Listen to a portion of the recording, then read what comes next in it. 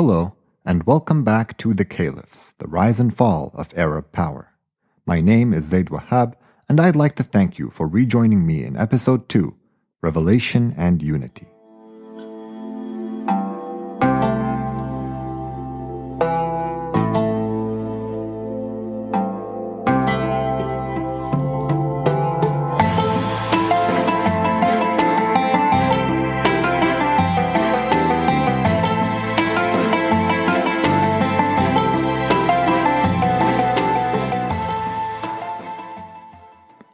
We are about to begin the part of our story that I have been looking forward to the least: holy grounds.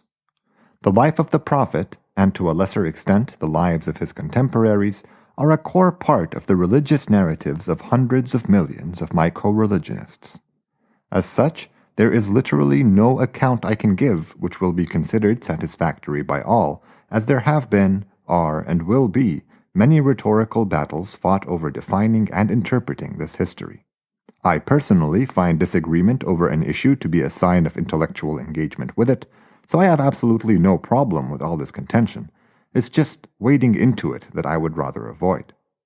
I'd like to remind listeners that the show's focus is on the Caliphs, and while he is the first leader of the Ummah, the society of Muslims, the Prophet does not technically qualify as a Caliph. The word Caliph comes from the Arabic Khalifa, which is short for Khalifat Rasulullah, literally the successor to God's Prophet. Therefore, we can avoid a deep inspection of the life of the Prophet and just relate the parts of his journey that are absolutely necessary for contextualizing the first caliphate. It's important for us to discuss the historicity of the story you're about to be told. If you went around today looking for an account of the life of the Prophet Muhammad, you will, broadly speaking, find two kinds of histories: classical ones that rely on Arabic sources and revisionist ones that deny the validity of Arabic sources.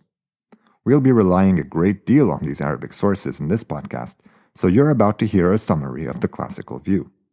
The first person to contribute to this view with a written account was an Ibn Ishaq, or son of Isaac, who was born and raised in Medina and spent much of his time collecting all the stories told about the Prophet.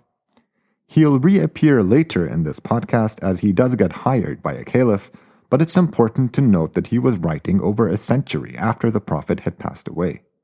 His original works have been lost and survive only as extensive quotations which a later author, Ibn Hisham, compiled into an actual biography of the Prophet. More troublingly still, Ibn Hisham had done this in part because of the many complaints against the reliability of some of the narrations in Ibn Ishaq's lengthy account. So our story relies on a biographical revision of a collection of verbal testimony collected over 100 years after the events in question took place, written by someone who wasn't even alive to meet any of the people who had known the Prophet, and indeed lived in a world much changed by the incredible success the Arabs had encountered over the last century. I'm making it sound pretty bad. Basically, Ibn Ishaq wanted to create something dazzlingly comprehensive, and that's why he went about writing everything he'd heard about the Prophet, an 8th century data dump, if you will. It's also why Ibn Hisham had to compile a more useful biography by leaving out the least reliable of those narrations. So why did it take the Arabs over 100 years to write down the history of their Prophet? Why did Ibn Ishaq have to rely on verbal narrations? The thing is, the Arabs were still overwhelmingly dependent on oral transmission at this point. The Arabic script had gone through much refinement, but the purposes of that transformation were largely for official state functions and the accurate dissemination of the Quran, both of which had very little impact on the Arabs of Mecca and Medina, who prided themselves on having been the source of Islam. They all had stories to tell about the Prophet, and they argued over some of their details after Ibn Ishaq wrote down everything he'd heard them say. The revisionist view justifies its neglect of Arab histories by stressing this orality. The Arabs had no literary tradition, and oral histories are prone to distortion, especially in turbulent times, as different generations tell their history in ways that justify their present. These are excellent points to keep in mind, and some people find the revisionist constructions of early Islamic history compelling, while others simply find them offensive. Without the oral sources, there are no accounts of the Prophet's life, and so revisionist histories sometimes reach the conclusion that the Prophet is a mythical figure. Before we can discuss the life of the Prophet, I need to tell you a little bit more about the fascinating city he was born in. We've already talked about the differences between settled and nomadic peoples, and how arable land is a necessary component of settled life. Well, pre-Islamic Mecca goes against all that and gives us a unique example of a town with no arable land, populated by nomads. This was only possible because of the exceptional circumstances it found itself in. 1. It had a plentiful freshwater well called Zamzam. 2. Situated at a crossroads in the western caravan routes, it was the chief beneficiary of the bustling trade with the Byzantine Empire. And 3. It had a religious site that was holy to the pagans of the desert, the Kaaba.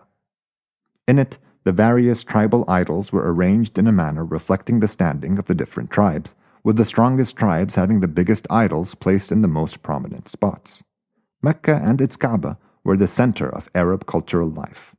In his A History of Islamic Societies, Ira Lapidus writes, and I quote, "The harsh conditions and terrain of the Arabian Peninsula meant a near constant state of conflict between the local tribes, but once a year they would declare a truce and converge upon Mecca in an annual pilgrimage. Up to the 7th century, this journey was intended for religious reasons by the pagan Arabs to pay homage to their shrine and to drink from the Zamzam well. However, it was also the time each year that disputes would be arbitrated, debts would be resolved, and trading would occur at Meccan fairs. These annual events gave the tribes a sense of common identity and made Mecca an important focus of the peninsula." I wanted to quote this bit to give you an idea of just how much Mecca meant to the local tribes at the time. And the time was around the year 570 AD. This became known to the Arabs as the Year of the Elephant, because in it, Abraha, the mutinous Aksumite general we met last episode who seized power in the Yemen, marched an elephant all the way to Mecca. It was actually him or his son, but it doesn't really matter. The elephant was one of many on a military expedition meant to either quell or cow the Arabs. This apparently terrifying show of force failed abruptly right outside the city.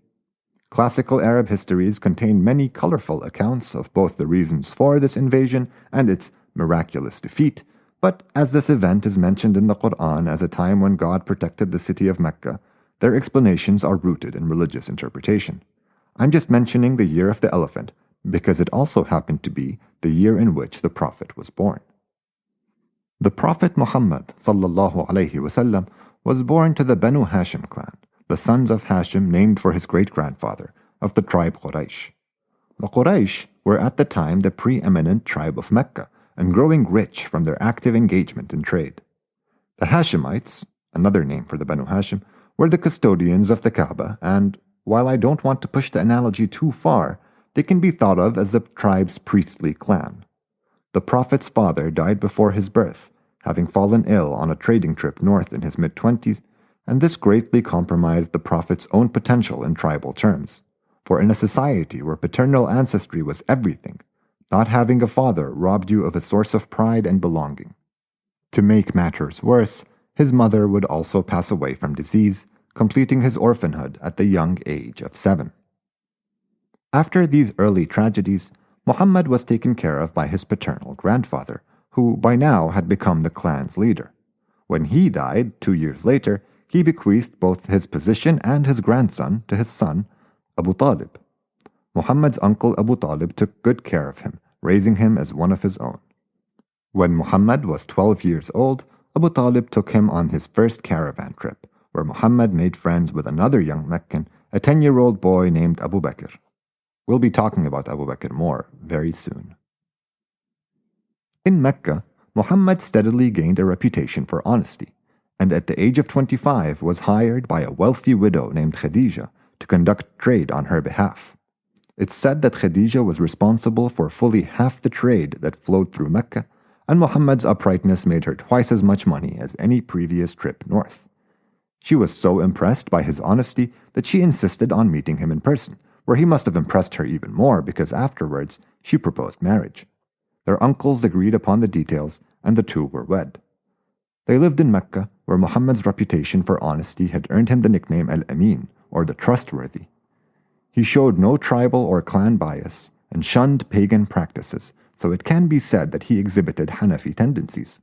He would retreat to a nearby mountain to meditate in solitude, especially during the months of the truce season. During one of those retreats, while meditating in a mountain cave, Muhammad received his first revelation at the age of 40, around the year 610 AD. A voice delivered to him the first verses of what would become the Quran, introduced itself as the angel Gabriel, and gave him the fateful news. He was a prophet chosen by the one true God to deliver his word to Muhammad's people. Muhammad was understandably shaken by this news, but after discussing things with his wife and a learned cousin of hers, he was convinced of his new responsibility. At the time, Muhammad's household was comprised of his wife, 3 daughters, Zayd, a slave of Khadija's whom Muhammad had manumitted and considered an adopted son, and whom I guess I'm indirectly indebted to for my name, so thanks, and his young nephew Adi, son of Abi Talib. Remember this name. Adi bin Abi Talib had been sent to live with Muhammad at the age of 5, 3 or 4 years before the first revelation. These were the first converts to Islam, and they were soon joined by Abu Bakr and a few other close friends of Muhammad who had chosen to preach privately at first. About 3 years in, Muhammad's followers numbered a humble 30 or so individuals, with the religion's egalitarian virtues proving especially attractive to Mecca's ill-treated populations, slaves, tribeless people, and those who couldn't abide by the practices of a tribal life. It was at this point that friction with the pagans came to a head. The Muslims had begun to recite the revelations publicly, and this elicited a hostile reaction from other Qurayshi clans. The Prophet was mocked, and his poorer and weaker followers harassed, sometimes even tormented, to extract renunciations of faith from them. There wasn't much the Muslims could do to shield themselves from this treatment, and the Prophet advised whomever could afford it to immigrate to the nearby kingdom of Aksum, a journey that 16 Muslims undertook, almost half the community. Growing tired of his denunciation of their idols, the Quraysh tried to get the Prophet to stop. When they found he would not relent, they tried to convince Abu Talib, the Hashemite clan's leader, to let them put an end to all this by allowing them to kill his nephew. His seething, downright threatening refusal encouraged the Muslims to preach more openly, and their ranks swelled with more of Mecca's underprivileged and monotheistic alike. This alarmed the Quraysh, who increased their persecution, even drawing up a deed promising to ostracize the whole Hashemite clan, all Muslims, and anyone else who supported them. This isolation lasted for 3 years and ended in what Muhammad referred to as the Year of Sorrows, because in it, both his beloved wife Khadija and his uncle and protector Abu Talib passed away.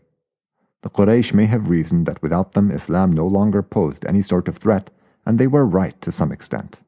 After 3 years of being so publicly shunned by his own tribe, the Prophet had a difficult time getting anyone to take him seriously.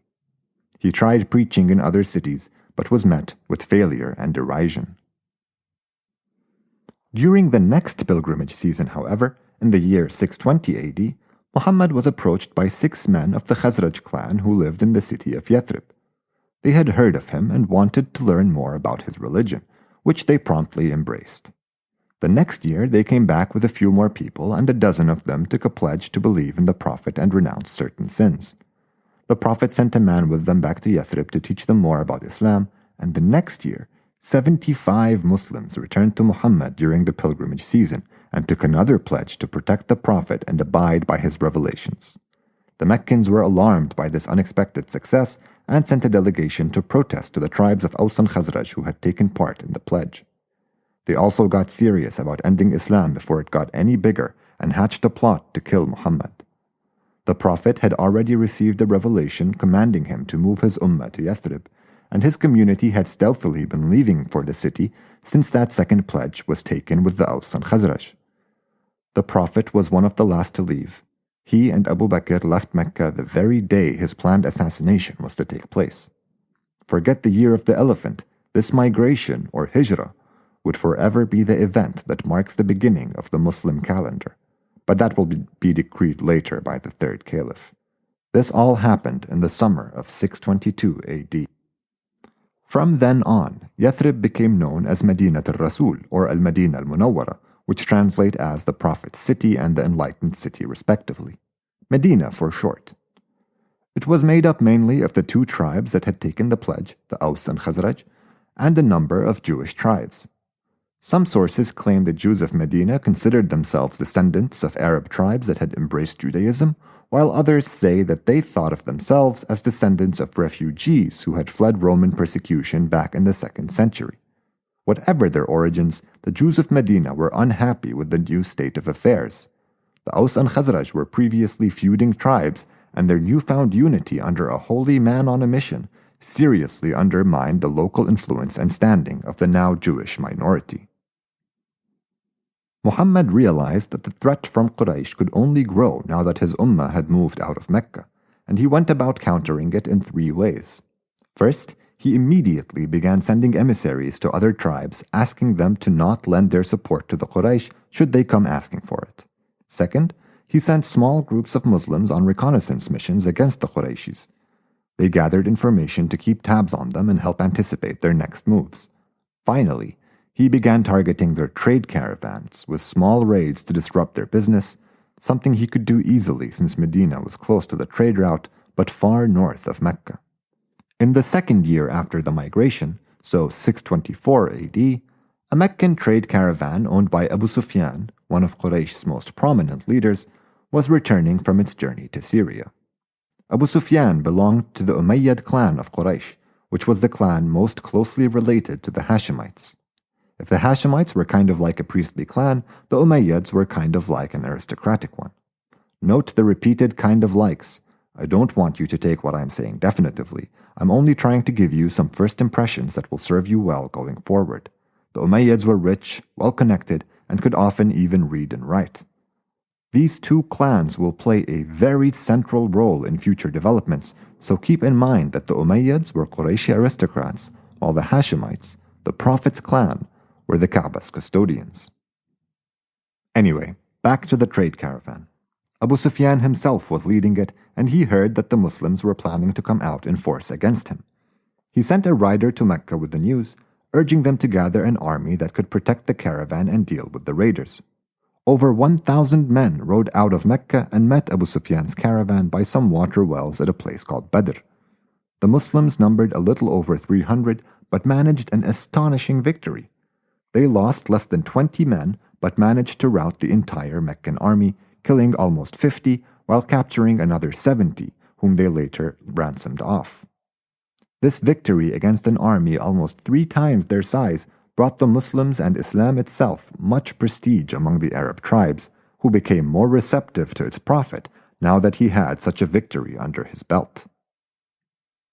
The Qurayshis didn't take this humiliating defeat sitting down, and the next year, again prompted by Abu Sufyan, who had now become the tribe's leader, they assembled a force of 3,000 men to attack Medina and its Muslims. The battle took place at Mount Uhud, and it seemed to be going well for the Muslims at first. The Meccan cavalry quickly retreated, and the Muslims thought they'd won the day. The retreat turned out to be a feign, and the cavalry rode back around the now undefended mountain passes, surprising the Muslims from behind. The Prophet was wounded in the fighting, and the Qurayshis may have thought he was killed because they rode back to Mecca the next day in triumph. If their victory at Badr had brought the Muslims glory, their defeat at Mount Uhud had taken all that away and then some. Many tribes renounced their ties to the community, and there was open hostility to Muslims even in Medina itself. Revelations came explaining how this loss was a test of faith, and indeed, it does seem to have been quite a testing time. Accusations of treachery led to civil strife in Medina, and a number of Jewish tribes were expelled. 2 years later, these tribes helped the Quraysh put together and arm a force of 10,000 to attack Medina. This was thought to be an overwhelmingly large army that could wipe out all of Muhammad's followers. The Muslims could only rally a force of 3,000 and went to work digging a trench around the city, an idea introduced to them by a Persian convert, the tactic being previously unknown to the desert tribes. This succeeded in keeping the Meccans and their allies from the decisive battle they were hoping for. They had to settle for besieging the city instead, and tried to convince some of the tribes in Medina to rebel against the Muslims. Their efforts were unsuccessful in breaking the city's defenses, but did sow new divisions between the people of Medina. The Battle of the Trench, as the siege came to be called, lasted for 25 days and was considered a failure for the Qurayshis, who watched their allies lose faith in them and peel away tribe after tribe. They were ultimately forced to retreat to Mecca with nothing to show for all their bluster.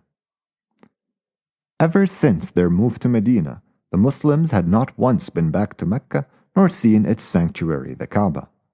Despite its importance to the pagans, Islam still considered it to be a holy site, attributing its construction to the Prophet Abraham and his descendants. Muslims were enjoined to visit it during the tribal truce season, but in the name of God and not any of the pagan idols. The hostility of the Meccans clearly made this pilgrimage impossible, but in the year 628 AD, 1 year after the Battle of the Trench, the Prophet led 1,400 Muslims to Mecca in hopes of being allowed to visit the Kaaba. The Meccans were understandably alarmed and sent a force of 200 cavalrymen to block the road from Medina. The Muslims tried to avoid them by going around the mountain paths and camped close to Mecca in a valley called Hudaybiyah. It was there that the Prophet entered into negotiations with the Quraysh, sending an Umayyad follower of his named Uthman to speak to them. They agreed on a 10-year truce. There would no longer be any battles between the people of Mecca and Medina, and the Muslims would be allowed to return to Mecca to perform the pilgrimage next year. This treaty greatly enhanced Islam's appeal to the other Arabs. The Quraysh were one of northern Arabia's richest and most prestigious tribes, and here they were capitulating to someone they had gone to great lengths to discredit and undermine. The Muslims became much more active in inviting other tribes to Islam, and relief from their Meccan foes allowed them to begin addressing other threats to their community. For example, after the Treaty of Hudaybiyah, the Muslims had sent emissaries to all the states bordering the desert. One of these emissaries were killed by the Ghassanids, and in the year 629 AD, the Prophet sent a force of 3,000 men to make sure the Muslims did not face a continued threat from the Arabs to their north. This army ran into a much larger Byzantine one around the village of Mu'tah, a little east of the Dead Sea in modern-day Jordan. As luck would have it, the emperor himself was visiting the area, and so it was exceptionally reinforced. The Arabs were badly defeated, and several prominent Muslims, including the Prophet's uncle and Zayd, his adopted servant, were killed in it. In the second year of the truce, the Qurayshis violated it by attacking an ally of the Muslims. After negotiations went nowhere, the Prophet put together an army of 10,000 men and marched straight to Mecca, conquering the city with minimal conflict. He declared a general amnesty for everyone except a handful he held especially responsible for the enmity between the Quraysh and the Muslims, and proceeded to order the destruction of all the idols in and around the Kaaba. With its surrender, the vast majority of Mecca's population accepted Islam. While this was a historic event in the Prophet's journey, this conquest had many of Quraysh's rival tribes weighing their chances of replacing them as custodians of the pagan sanctuary. Within a few months, the Battle of Hunayn, between 12,000 Muslims and 20,000 other Arabs, ended in a decisive victory for the Muslims. Following this, the Prophet marched an army 30,000 strong to Tabuk, today in northwestern Saudi Arabia, after hearing rumors of an imminent Byzantine invasion. He camped there for 20 days, made new alliances with local tribes, then withdrew back south when no sign of an enemy army was found. By the end of the year, with the conversion of the city of Ta'if, all of the Hijazi tribes had accepted Islam, and they proceeded to spread it to other tribes across the peninsula. 2 years later, in 632 AD, the Prophet led the first completely Islamic pilgrimage. He delivered a farewell sermon on a mountain just east of Mecca, then returned to Medina. A few months later, he fell ill and passed away. This can be considered a greatly trimmed-down version of the official story of the Prophet's life. I'm sorry if it felt a bit rushed. While there are a lot of interesting details worth hearing about, I can't say I wanted to linger on this subject.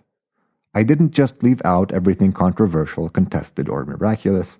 I left out a whole lot more in an effort to relay only the stuff that matters to our story going forward. We will revisit some parts of the Prophet's life in the next few episodes, as the early Caliphs were contemporaries of his, but the birth of Islam is now largely behind us. Join me next time to learn how the Ummah dealt with the loss of its prophet and why some say it was split ever since. Here on the Caliphs, the rise and fall of Arab power.